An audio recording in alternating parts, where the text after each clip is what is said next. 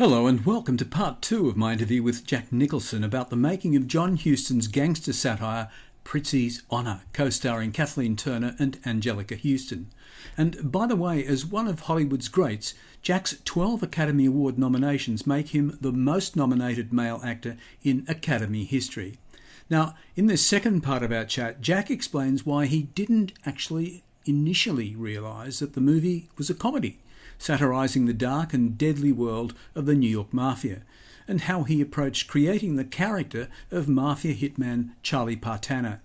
He also provides some insights into the directing style of John Huston and how he, Kathleen Turner and Huston developed the famous lovemaking scene near the start of the film.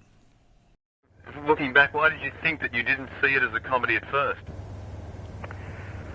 Well, because, as I say, because it's very subtle material. I mean, I saw laughs in it, but I thought the movie, as I read the novel and so forth, I looked at it as kind of a very symbolic male-female, ultimate killers confrontation with a love that,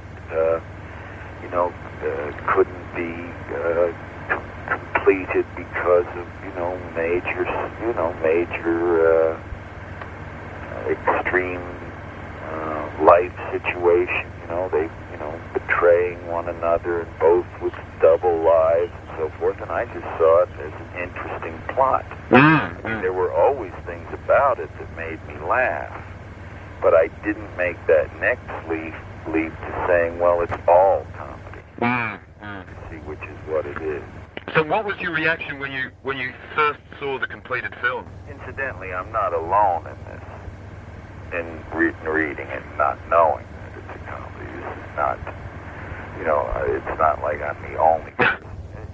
It's subtle material. Now, once it's brought to the screen and once you see it through John's eyes, it's pretty clear. Yeah. As I say, we hope that it's a chuckle a minute, Well, as I said, it was certainly a chuckle a minute for me. What about when you first saw the completed film? What was as it unfolded before your eyes? What was your reaction? I was very pleased. But as I said earlier, I got very confident with it almost immediately after we started. Once the uncertainty is gone. Yeah. The character has been built up slowly, and you get a feeling that it's moving you around. You've got a grasp of it. You can take it to lunch. You can take it to the ball game. You can take it to bed. The character, you've got it. But once that happens, that happened early, and I felt very confident of it. And then when I saw the film,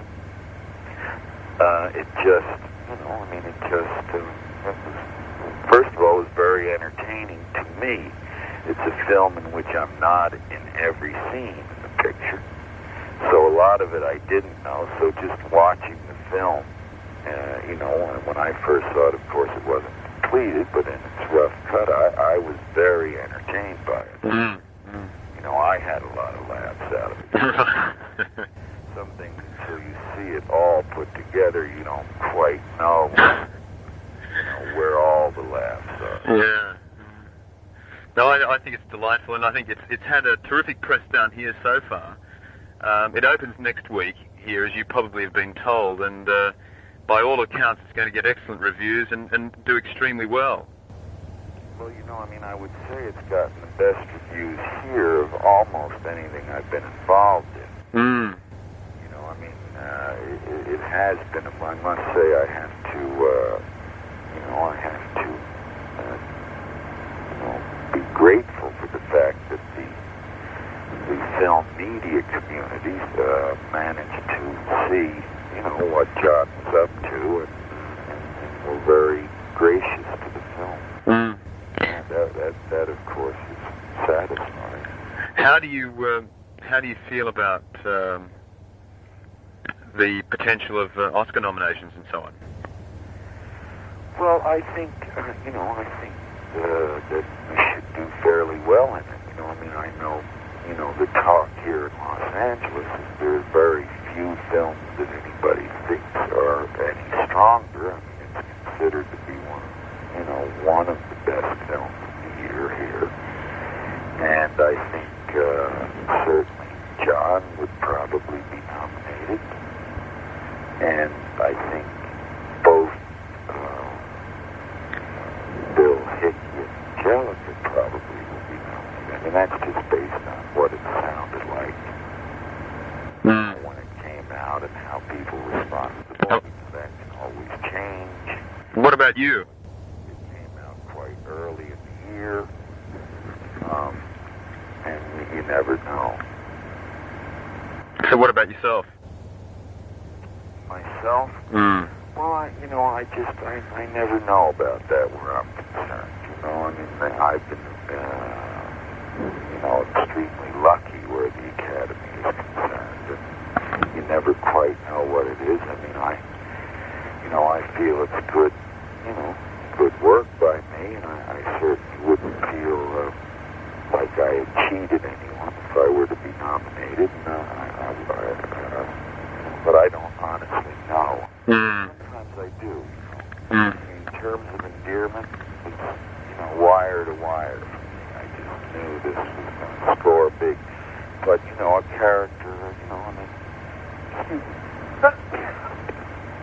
sometimes when you move, there are certain kinds of parts that are, automatic Oscar nominee material. When you do something as extreme as what I did in Prizzi's Honor, it's an extreme characterization, different voice, different face. Sometimes they react badly to it. But I think, you asked me what are some of my favorite scenes in it. The scene where, I've often said practically as much as that I work at the MGM cartoon department, so I guess you're probably aware of this too, but I'll repeat it. The real art of acting is when something that's very difficult is almost unnoticeable. You take a scene where, I'll just tell this, you can extract from it what you find interesting, because it tells something about the way John works. You remember the scene where it starts where we apparently just had a very violent love-making session on a chair.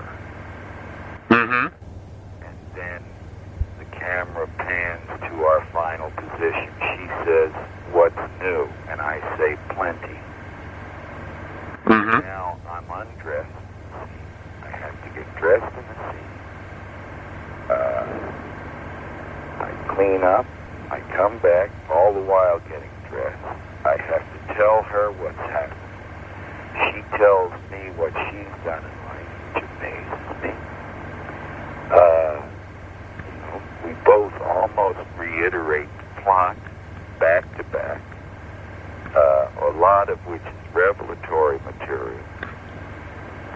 And then the scene ends with my having arrived at my plan, which is to call my father to work this out. Right. So all of those things are huge within within the realm of one very small scene. Many of those things could land with a crash, and the fact that the scene just flows, it's technically very difficult, but there's the scene, and we got all the points, and nobody says, "Wow, what a scene that was." Right.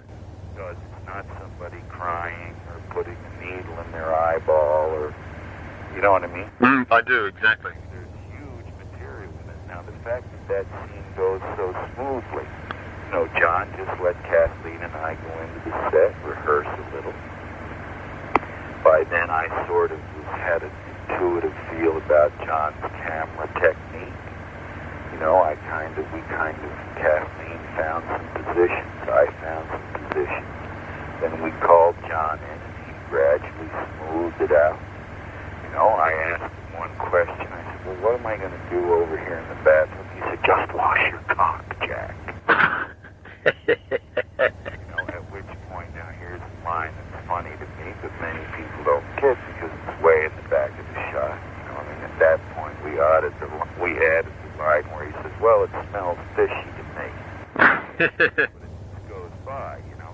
And this is, I realize, not an interview type of answer, but I thought maybe I'd go through that one. No, I appreciate that, actually. Show you the kind of way that we all kind of interrelated on it. Yeah.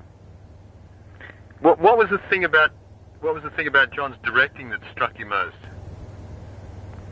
The incredible efficiency. I mean, I think probably, you know, I don't think anybody quite has the precision of here's the scene in the Yellow Jacket, for instance. Mm-hmm. I think there are 5 or 6 camera moves in that scene. You see none of them. It looks like one shot.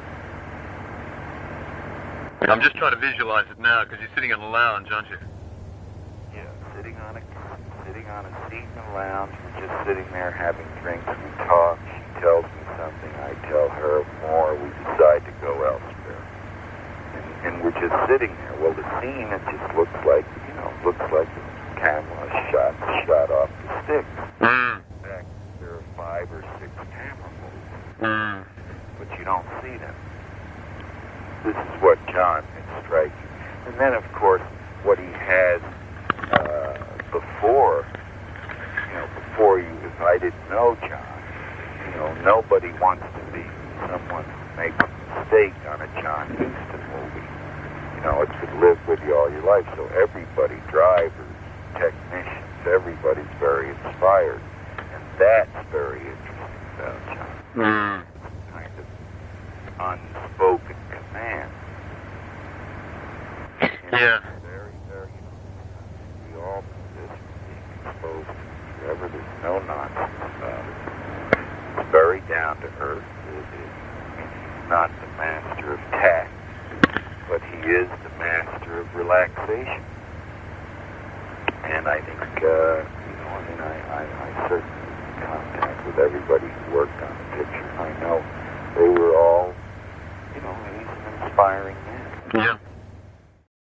Jack is in his mid-80s now, not in good health, and has not made a feature film since 2010.